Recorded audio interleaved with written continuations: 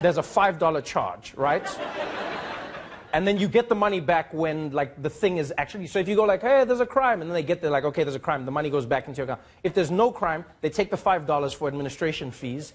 And if you're wasting people's time, then you get charged $1,000. We'll see how quickly you call the cops. You'll be like, can you guys keep it down? And be like, I'm gonna call... Okay, wait, let's talk first. Let's talk...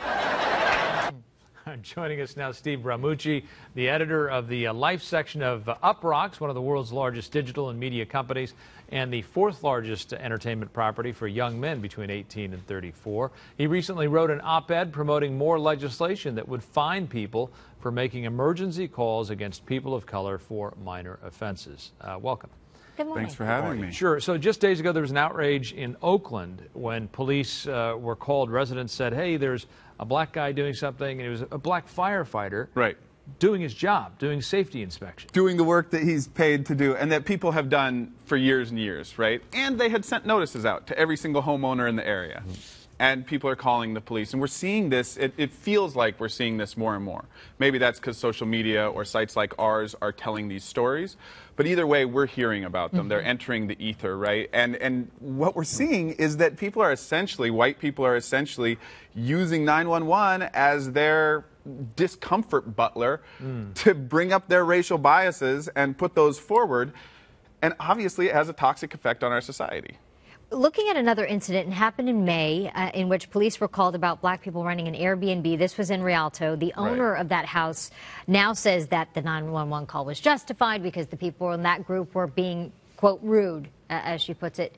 Isn't there already a law in place to fine people if they do misuse 911? Does that exist? Yeah, every state has some sort of penal code connected to abusing the system. Right? If I go into a movie theater and I scream fire, that's going to cost me money. I mean, Trevor Noah, we saw that clip. He's actually understating the fact. The cost to the system is about $5,000. Wow. So here in California, the penal code, it would be a misdemeanor if I called the police for something that's not a police matter. If I'm having an interpersonal conflict and all of a sudden I call the police because my biases are coming forward, you know, it's going to cost me $5,000 if the police decide that that's an egregious use of 911. Does that rarely happen where they do We haven't seen it happen in a case based on race. But I mean, you're essentially trying to fine people for being racist and hoping they second guess their own racism. Do you see what I mean? To gut check themselves, right. yeah. Yes. I think we need to gut check ourselves. I mean, I think that's important for people to go, wow, is this my own bias coming up? Like, why am I uncomfortable with this man, this firefighter walking through my backyard when I wasn't uncomfortable with it last year? Oh, that's a deep-seated racial bias in me. Wow, I need to gut check it because it's going to cost me $5,000 otherwise. Some people would say, look, that's a great notion, but this idea of fining people for calling 911 on anyone is potentially dangerous, right? I mean, you say, oh, gosh, I don't want to be fined, and it turns out someone is committing a criminal act. I don't think that's real, though. I think that most humans who are really thinking critically can distinguish between the idea of someone committing a criminal act. And that's what all these penal codes are based in, right? They all say you have to have a reasonable thought, reasonable cause to think that there's an emergency.